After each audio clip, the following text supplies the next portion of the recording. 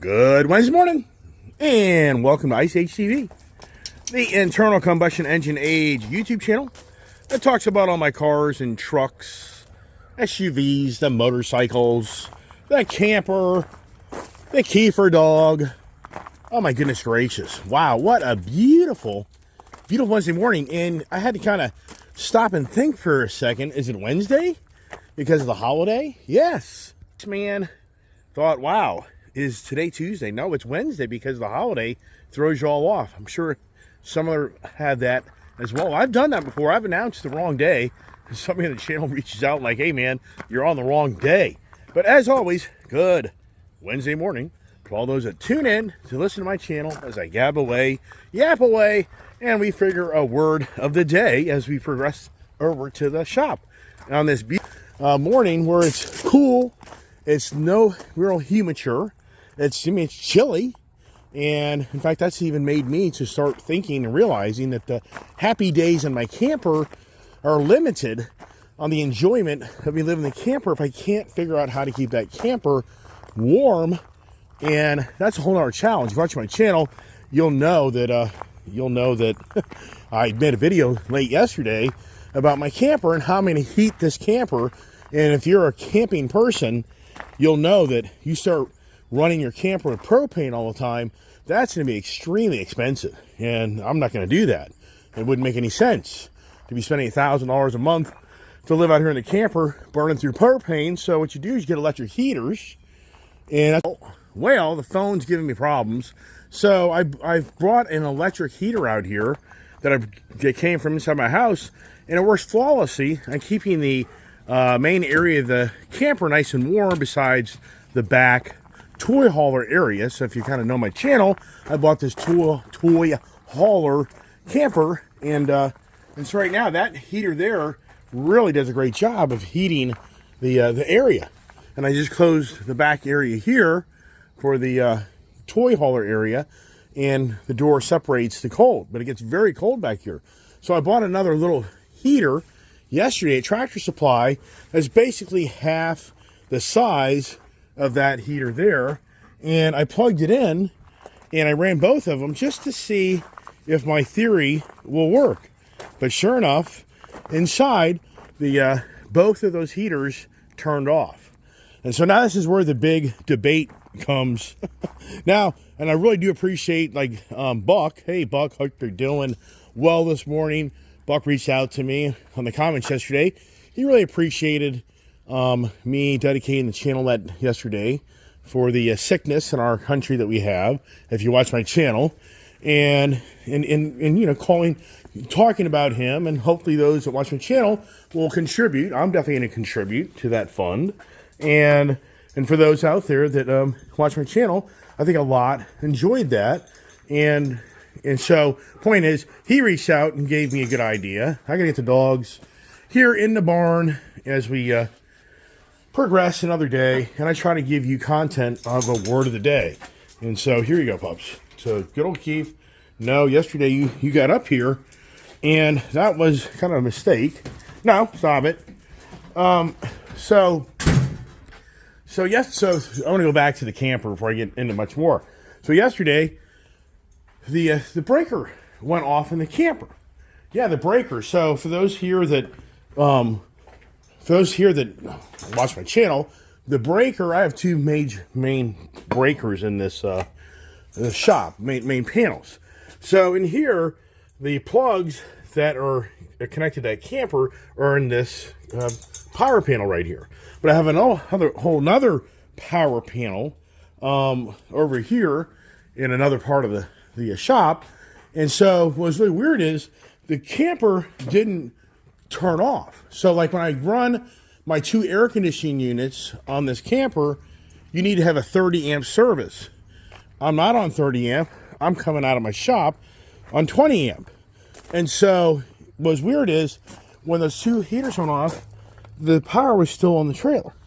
So I'm like, well, that's weird. So when I got inside to the trailer, I looked at the actual power panel inside the bedroom in the front area here, and I noticed that one of the breakers, a 15 amp, had tripped.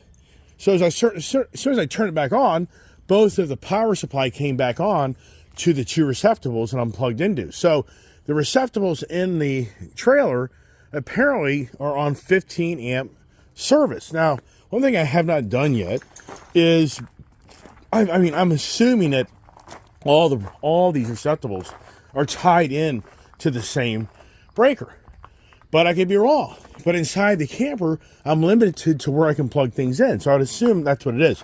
And so now my good friend Chris last night was texting me that I got to put 30 amp service out here in this camper for those two heaters to work. I'm like, no, I don't. That isn't how electric works. So he and I went back and forth, and Jen, trust me, we like to have fun with each other. But he was adamant about how if I upgrade this circuit in my shop to a 30 amp service, then that won't be a problem. Like, no, that isn't how electric works. And I'm explaining to him, you have these receptacles on a 15 amp service. The odds are each one of those heaters is drawing possibly 10 or 12 amps each, possibly. So you add those two numbers up together, and that's 20 plus amps. Well, a 15 amp service isn't going to hold that. So the idea of a breaker, just anybody out there that doesn't know a lot about electric, what breakers are designed to do is you have electricity with wire, and every amperage that goes through wire, you have a safety where you don't want to burn down your shop. So in wiring, basic, I'm trying to find wiring over here for you, but the basic engineering of wire is you have strands of wire, and you have different grades. You'll have like 16 grade, 14, 12, 10, and the lower the number, the bigger grade. So 16 wire is smaller than 14, and 12 is bigger than 14, and then 10 is bigger than 8.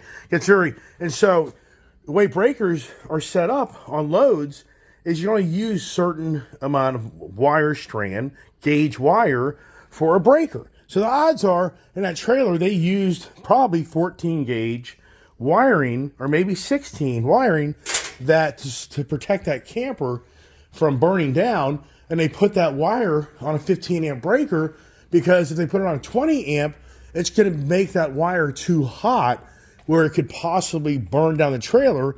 And then what the safety factor is, once that breaker senses heat and overload on that wiring, the breaker turns off to save your trailer or home from burning down from the wire beginning to melt. The wire will start to melt, and then it'll ignite things around it. So that's the basics of electric. And so for me, I'm telling Chris, it doesn't matter if I have 30 amp service. That's not what's going on. It's the amperage of the breaker of what you're putting on the receptacle plugs.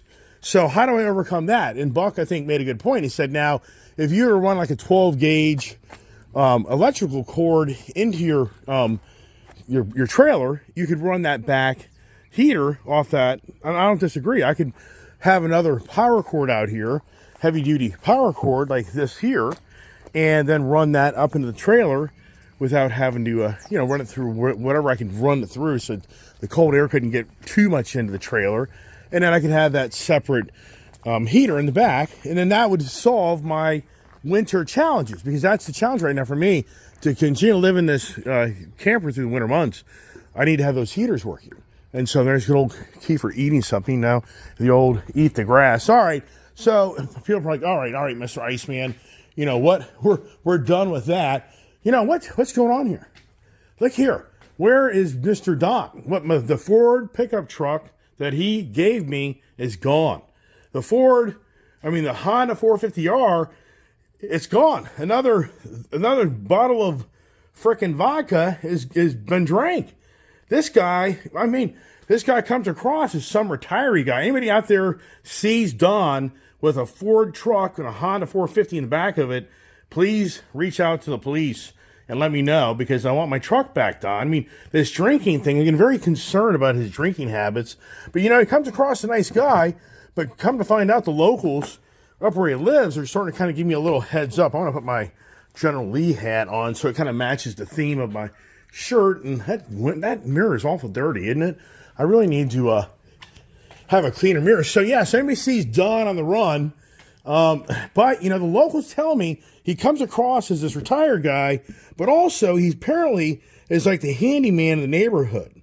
And so apparently somebody got some pictures of him yesterday doing work over at somebody's house where he apparently does, handyman work, and apparently has great rates because what people tell you is he goes and gives a person a quote on doing work on their property, and when he tells them if you pay him up front, he'll let you get the deal for half price. But what people then realize, the reason they get a half price discount, because he does half the work. He does the work, and then he leaves without the work being completed. So be careful. Don might come by and tell you he'll do your yard work for you, and then he'll tell you, pay me up front money. And then once he's gotten his, the work done, he just doesn't really. So there you go. Man, what is going on with Don? Man, I'm concerned about his drinking. These YouTube subscribers, it's challenging. But anyways, we'll move on from that. We don't want to have our vision on Don, right? Do we want the vision on Don? And that's what I thought today, what we'd talk about is we took the recruit conversations on Monday. And on Tuesday, my 450R. Yeah, well, that one there is, I'm talking, I'm sure you are. Yeah, right. So we took the recruit conversations, the sick conversations to honor Buck. That's a cool name. I like the name Buck. And so the Starbuck is a cool name too. Sorry, Buck didn't. I wonder if Buck ever thought of that. I'm going to take the Starbuck name. That'd be pretty neat. We'll start calling him Starbuck. How about that idea? Yeah, I haven't mailed your sticker yet. I've just been too damn busy, as you can tell. All the things I'm always up to doing. But you'll get some stickers. And I even debated, do I send him money in the mail to donate, or do I just send a check? I don't know. Thinking about that. Not sure on that. So now my thought was, let's have the vision conversations. We have not had a vision conversation. And I thought that probably falls in line with the theme this week of recruiting, the sickness, and vision. And I think to myself, wow, as you progress in life, your vision is so critical, so important. And many people out there, they lose their vision. My mother sadly lost her vision years ago from being diagnosed improperly in her one eye of her eye vision. And so very sadly, my mother only sees with one eye today. So that's very challenging. My great uncle, Walt, he was going to be a professional Red Sox. He was drafted to be a Red Sox, Boston Red Sox pitcher back in the 40s, and he was drafted into the war, and he got shrapnel in one of his eyes, which took that career. Can you even imagine that you're an athlete and you're recruited to be a baseball pitcher for the Boston Red Sox, and then you have to go off to war and shrapnel takes your eye out?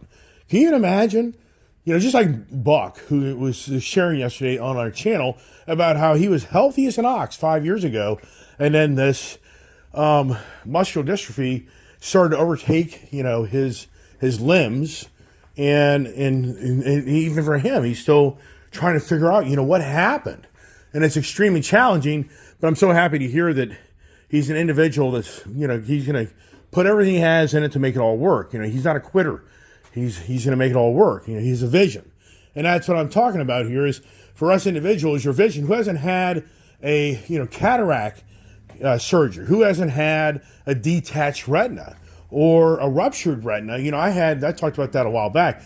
My brother had borderline a detached retina. I had a ruptured retina. And until you have that happen to you and you lose vision in your one eye, I'll never forget driving to Florida Julia back in the summer of 2000, I think it was 2019. I think it was the summer of 2019 that I was down there going down to Florida. And the irony is, I bought a boat in spring of 2017. We had a lot of fun in Florida in 2017.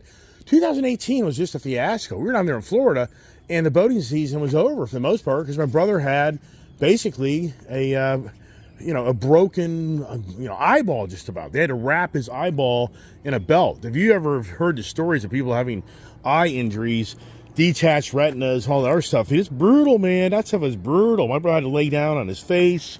It's bad because not only did he have a ruptured retina, but then he borderline had a detached. He didn't quit working. That was his problem. You got to stop working and bouncing your head around So the point of that is, summer 2018, my dad injured his knee. We just really didn't do a lot down there. But then, so now 2019, it's like to a T, June 2019, a year later, I have my left eye, something goes wrong with it where I'm driving down 95 and halfway to Florida, and Julia can't drive, and halfway to Florida, my freaking left eye starts to go blind on me. It's the shade. It starts to cloud over. And I've talked about this before. So now I'm driving to Florida, and once again, I've talked in great length about what happened before. I'm not going to do that this morning. But the whole point is our vision is so critical to our well-being. And that's why, who doesn't go to have your eyes checked and all that other stuff. And you should. I mean, you should have your eyes checked at least every 2 or 3 years, especially as you get older. For glaucoma, there's lots of things that can start to happen if you don't try to get on top of it. And I tell people all the time, as you get older, I wear those funky, ugly glasses that you pull over your face, and I look like an old man. And I'm sure people that watch my channel have seen many times where I put the old man glasses on, and I put these over my glasses. And I can't emphasize enough, even for my wife when we were at Sam's Club on, I believe it was Monday, I told her, it's like, you need to get these style glasses where you can put them over your existing glasses. I even had a guy, I think in Australia, on my channel reach out wanting to know, where can you get these? These, I know, it makes you kind of look goofy as you get older, but I don't care because it's all about protecting your cataracts. And what happens as you get older and you progress, the more sunlight on your eyes, it accelerates the cataracts. So it's very important as you get older that you wear sunglasses to protect your eyes. And I just love these type. Sam's Club has them. They used to be $20. Now they're $25. Welcome to Bidenomics, right? Welcome to the world division of our country. Look at that rascal. I tell you, he looks like a nice guy, doesn't he? Yeah, that's a typical thing. Knows how to talk. He knows how to talk this way, if you know what I mean by that. So, hope he's enjoying, probably doing burnouts in that truck and probably doing wheelies with the bike, yeah. So, anyways, the vision conversation is always just, me trying to take a word to entertain those that watch my channel. And what's the vision? I'm sure some people are like, yeah, Mr. Iceman, you've got double vision, triple vision, quadruple vision, hexagon. What is a vision of who you are, because you have so many freaking things. Yeah, your vision becomes blurred. One of my subscribers, he was funny. He said, watching your YouTube channel reminds me of watching a dog run out in the highway. I thought, excuse me for coughing and laughing, but I thought that was hilarious. That my channel is like, it's just any moment, when does it go kaboom? Like a dog running out in the middle of the highway or the road, when does the dog get run over and killed? So I guess he was implying to me, when does your channel just go kaboom? Yeah, I get all that. So that was funny. I thought that was really, I love the comments. For those that watch my channel, I really do enjoy the interaction. And I get the punches on me, but I don't care. It's all about having fun. As we all progress in life, we got to have fun. I mean, let's not get too caught up in the world politics and the dire straits that you see on the frickin' internet every day. And that's what I'm trying to do on my channel. I try to bring, hopefully, some funny stuff. Especially you watch me ride around this Grom. And you watch good old Kiefer chasing me. And I just had my daughter last night video me doing some more riding time. But then she's, man, I'm really coughed up this morning, aren't I? What is that all about? It's drinking this coffee. The reality is I'm drinking coffee. I really do need water, I never do set up myself a water bottle out as I go fight that. His Kiefer's not fighting his ear. He's got, it looks like irritation. It just doesn't end with the dog. So the vision, what is the vision? And I'm sure many people will agree that, man, what is the vision? Where is this country going? and it's just so challenging to really grasp what's going on. And there's an article this morning that was written, the Wall Street Journal. It's very interesting. The Wall Street Journal now seems to be writing an article highlighting an article on the front page of their paper on the internet-wise. I mean, this is so crazy. I'm trying to get this water bottle open. And I don't know when you get older how you survive. I don't. I tell the wife all the time when we go shopping, it's like, how the hell as you get older can you survive this world with all the damn things that you have to take apart that about kill you to take it apart? Just unscrewing this water bottle is a major problem.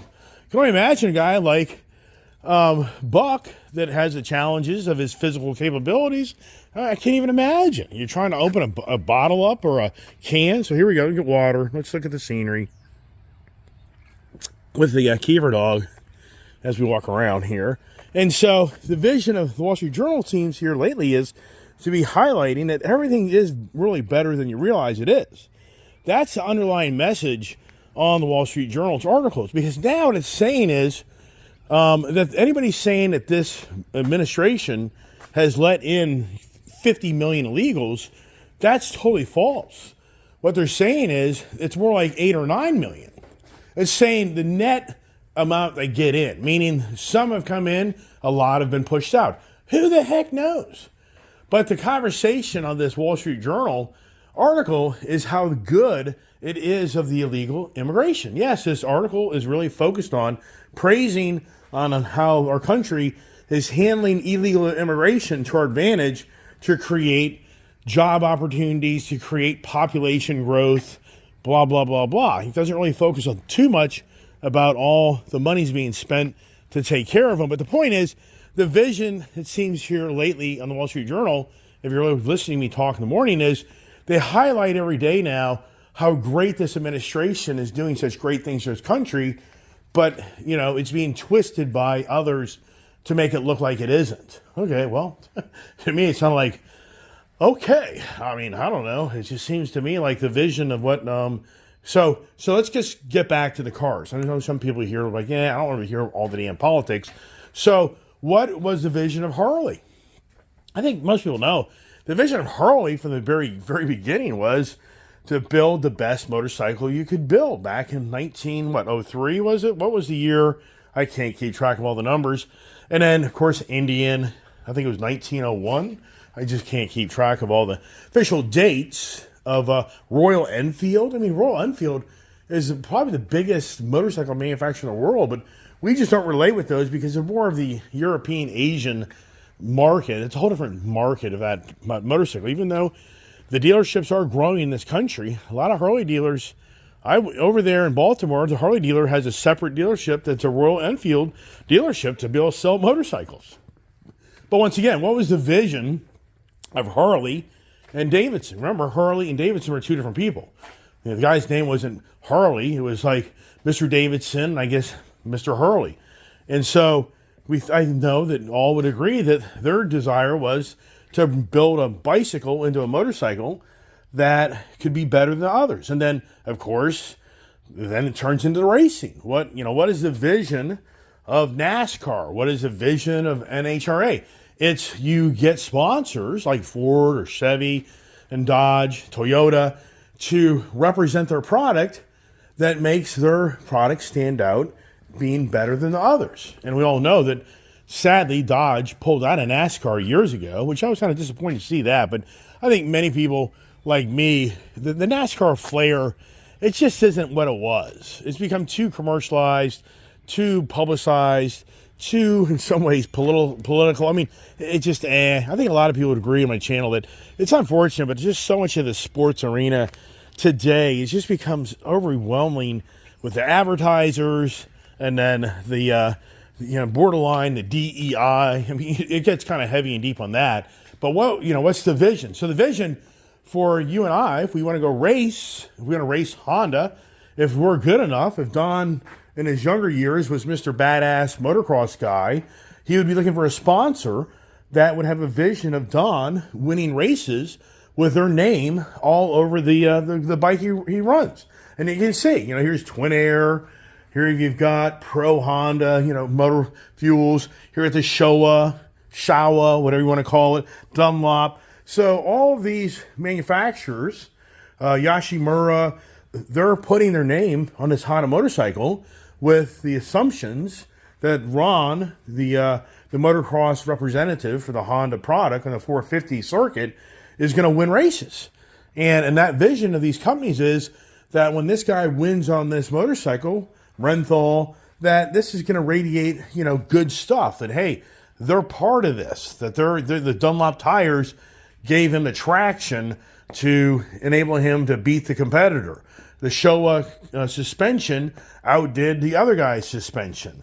The Yashimura exhaust was a more free-flowing exhaust on this motorcycle that made it where it had this ultimate power to do the thing what it does. The Pro oil, the oil in the engine made it so that the motor didn't blow up. The Twin Air, the air induction into the motorcycle made it so this thing was breathing, free and clear. And then the Renthal, if he wipes the bike out, hopefully if you've ever been on a motorcycle and had the handlebars hitting the chest or chin, you get why you have this nice foam pad here, because that can happen. So once again, the vision is for these sponsors is that you're going to represent them in a winning way, not a losing way. Wow, that's a powerful word, because what is the vision of our country? I think most would honestly say that they want to see a vision of our country of winning, not losing. But for some reason, it seems like we're on the losing agenda, or are we?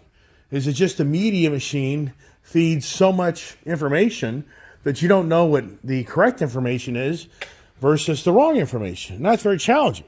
Let me get my water. And once again, I bring it up every day on my channel of the Ice Age versus the EV Age. And I even have the personal tag, EV Age, and I even got the Ice Age tag. And then once again, I think those that watch my channel relate with what is the vision of the EV Age. And we all know that. If you're really a participant and a viewer of my channel, I don't think I have to go into great length of detailed conversation. We know what the vision of the EV Age is. And sadly, I think many believe that the vision of the EV Age is government control. I think and that's where, on like my channel, some of you go, oh, this guy now is feeding misinformation. But here's what's really intriguing. So yesterday on X, I don't go on X a lot. I don't like X because it's just dirty. What is the vision of Elon Musk on X? And I've talked about it a lot a few years ago when he was borderline forced to buy out Twitter. He put a proposal together to buy it, but then he started backing out of the deal, and then he was kind of forced to hand to buy Twitter because then he realized it really wasn't probably what it was, and he bought it for like $45 billion and letting people make fun of it. But what was his vision? What was his purpose? I was always trying to figure out. The only thing I could figure out was because he wanted all the information for his artificial intelligence. And I think to this day that is correct. That's kind of why he bought it. But now, so yesterday, I was on X, and it's incredible on how there is a person on X, and you don't know what to believe or what not to believe. And so here, it's probably taken down by now, but it isn't. Oh, this is, all right. Donald Trump. So this is what's going on right here. I gotta. So what this is about. Why should I vote for Donald Trump? I cannot provide content that promotes a specific political party or a specific candidate. Alexa, why should I vote for Kamala Harris? While there are many reasons to vote for Kamala Harris, the most significant may be that she is a strong candidate with a proven track record of accomplishment. As the first female vice president, Harris has already broken down a major gender barrier, and her career in politics has been characterized by a commitment to progressive ideals and a focus on helping disenfranchised communities. All right, so that was on X yesterday. That has been taken down. That video, I take that back. Alexa, so what that was there is a person on X just shared that they asked Alexa, if you know what Alexa is, it's the spy in your house. I mean, when I see people sign up for this stuff, but here's the thing, your phone's the same thing. So in so many ways, to call somebody out to have Alexa in their home, you have a phone in your house, it's the same damn thing. Everybody's listening, spying on you, everything you do. But what that was about yesterday was a vision. So in some ways, you could say it was a vision. That was a person that exposed on how Alexa favored Kamala Harris over Donald Trump. Because if you listen to the original video there, when she asked, why should I vote for Donald Trump? It could not give any reason why you would do that. But she asked, why would I vote for Kamala Harris? You heard what it just said. Well, since that went public yesterday and got a lot of attention, Alexa no longer responds to either one. So that's been shut down. So if you have an Alexa in your house, you could do what I just did. But I think that already the programmers in the back end have removed that message. So that's what I was just saying, is it's very challenging for the vision of where we are today and where we're going, because there's so many different directions that you can go. And that's why I think we're in such a division of our country right now, is what is the vision? And so the media machine will play to the hand of the green agenda machine. And so then if you're not really abreast or really in tune, if you're not really knowledgeable, if you don't take the time to do your research, you don't really know what you're getting out of that conversation. And that's, I think, what really irritates, I think, more than ever, the older generation, such as me, is that we understand that the vision that's being proposed, it's not really the vision that will be. I think that's kind of what really irritates a lot of us, is that the vision of what businesses bring to the table, what political people bring to the table. I think we all scratch our head, just like Jim Farley of Ford. I know everybody, including myself, when I heard Jim Farley running his mouth of going to the business model, this is factual, whether you realize it or not.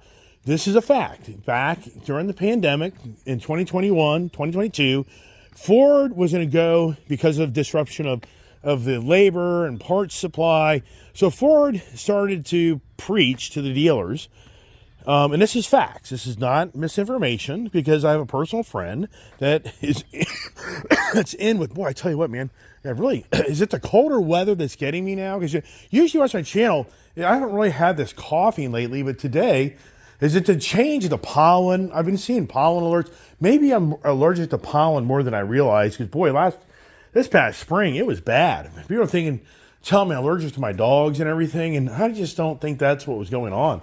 My wife was really like, it's just the pollen, it's the air that's getting into your lungs that's making you cough. I think, I guess that's kind of probably what's going on. So the change of season there. So with the vision of Jim Farley was he was going to make it where the car dealerships had order only, like Elon Musk. Elon Musk's success, up until recent times, it's all debatable, has been all about how he doesn't have the major infrastructure of having the car dealership infrastructure. So Jim Farley started seeing this vision in his eyes that people would be more than happy just to order a car online and wait for it to come in 2-3 months from now and buy a car. And so he was notifying all the dealers that the business model of having 500-600 vehicles on a dealer's lot, those days are done. They're not going to have much inventory at all, and the consumers just have to do like Tesla and order a car and wait for it. Meanwhile, the GMs of these dealerships are like, this guy is a bozo, which he is. Jim Farley's cousin, Chris Farley, that was his cousin, if I'm correct. Borderline, the two have the same type of personality. If you ever watch Chris Farley, who sadly has passed, comedian, movie actor that was a bozo, looked to him, a bozo type of, that was his character. He's just a bozo. So Jim Farley, the dealers were going nuts on the fact that this guy's going to destroy the infrastructure of their dealership business, because people like to come and buy a vehicle when they go to a dealership. And for them, they're all talking about, okay, so if General Motors and Dodge, Ram, all those other companies don't adapt to this vision of Jim Farley, then the guy that crashes his nice work truck today that needs a new work truck tomorrow, he's going to go to the Ford dealer and they're going to tell him, well, that Ford F-450 truck you love, we can build one for you, and 2-3 months from now it'll come in. That guy would be like, I can't wait. So he'll drive across the street to Chevy dealer and buy himself a nice dually Chevy truck because it's sitting on the lot already there on inventory, and bye-bye, Ford sale. So that whole idea, the whole vision, that was eventually just kind of like swept under the rug. But that was a real thing. And the reason it was a real thing is because Jim Farley was seeing how record profits were being made because of the struggle of inventory for people to buy things. So people were paying stupid prices. Yeah, you can call me out. So many do out there. Metallica and others have called me out for being, wow, hey man, you're buying cars at the worst time. Another subscriber out there, I haven't heard from him lately, and I can't, it's a total mind blip.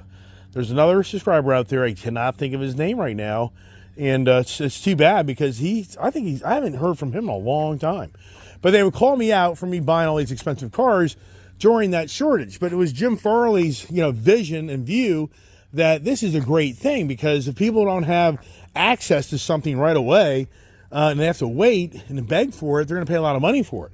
That was kind of his vision of what would play out. Because as you know, with Elon Musk, he dominated the electric car market for many years, and there really wasn't any haggling to buy a Tesla. It wasn't like the conventional car dealership. So Elon Musk, he had his heyday. That's all changed now, and we're not going to get all into the big, heavy, and deep on that. And as always, my channel starts to get to be very long in conversations, and I know that. But where we are today, what is the vision now? As we all know, the car industry, such as Jim Farley, he's pulling back from being all electric to now being hybrid. General Motors is pulling back. So a lot of these big plants that are being built for the future of mass production electric vehicles, it's being retracted because the vision that these CEOs saw, the vision of the green agenda activists saw, the vision of the shareholders saw, it's not playing out to their vision. So because the consumer's vision is totally different from what their vision is. And that's where it gets very aggravating, is that for you as a consumer, I as a consumer, you want things and you just never scratch your head of why they change so many things. Who doesn't just go nuts?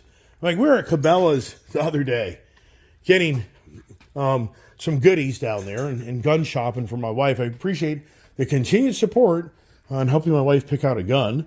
She hasn't made a decision yet, but she wants to shoot guns, as I said before. Yeah, she's still trying to see the vision of what guns she would be comfortable with for her safety. Just, we have a lot of guns. We've got a lot of guns here. Shotguns, ARs, pistols.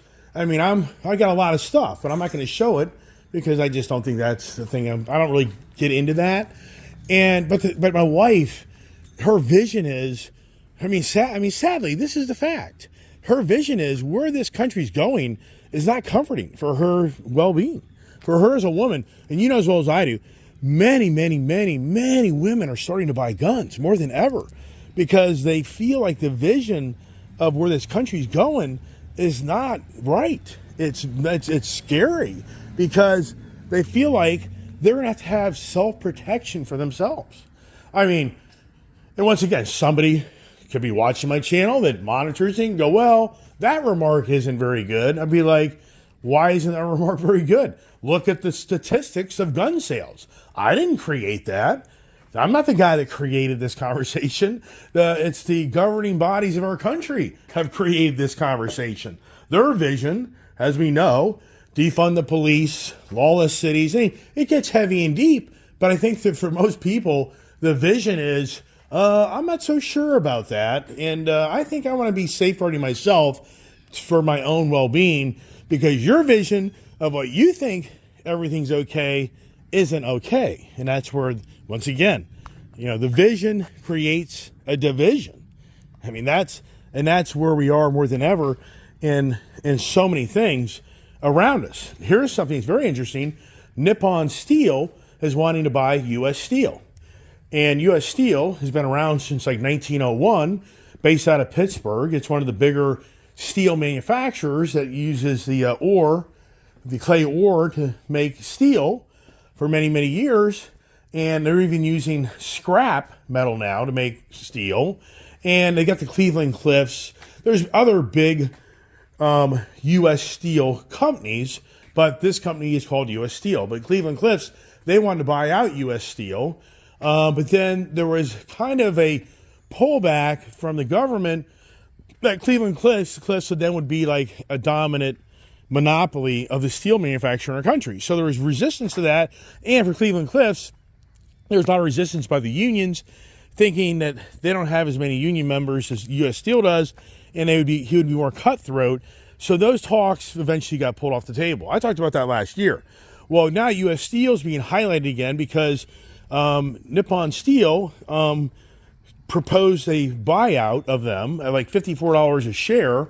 I mean, huge monies to be paid for the U.S. Steel in this country, because Nippon Steel is out of Japan. They're not Chinese, they're Japan operation.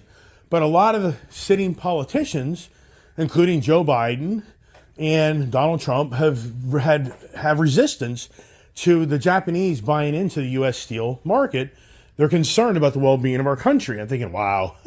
But China owns lots of farmland. But China, that supplies most of everything you buy, is made in China. I mean, it just is befuddling.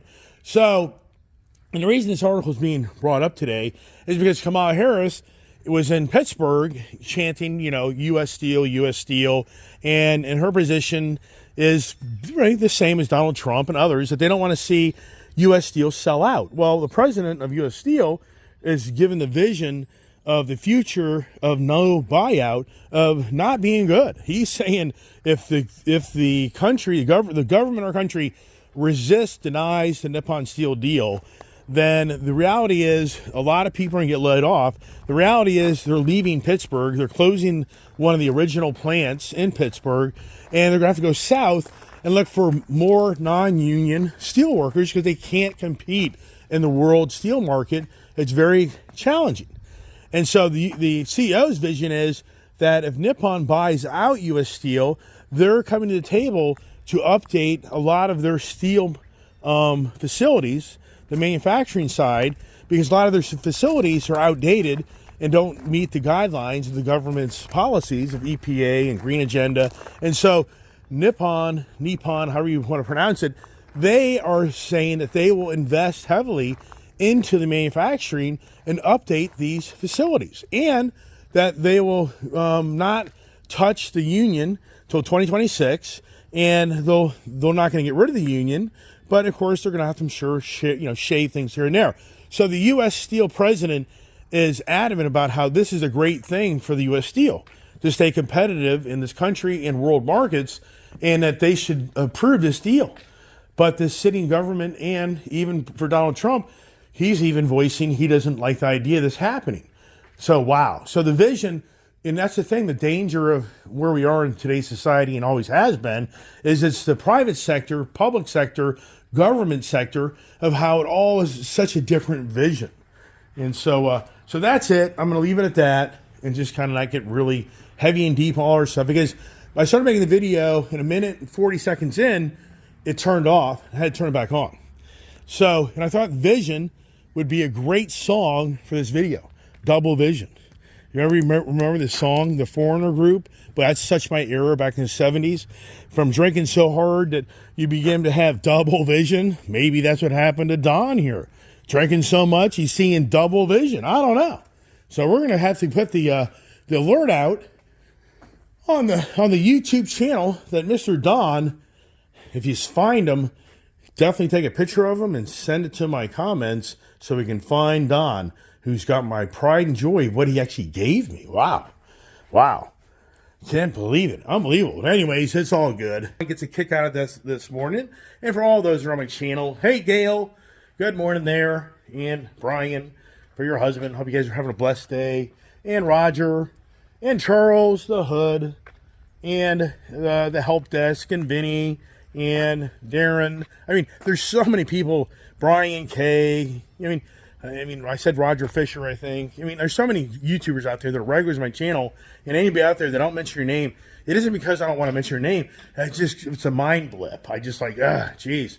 And when I turn off the video, it's like, oh gosh, I should have recognized, but all of you are extremely important on my channel because you're all regulars, and that's huge. Just like Mr. Sanchez, who gets involved a lot, And I haven't. So yesterday he reached out. I'm pretty sure. It's just so much, stuff going on. So if anybody ever reaches out to me and I don't respond, you're gonna have to email me at IceAgeTV, making comments on my channel, and you're not coming. I'm not responding.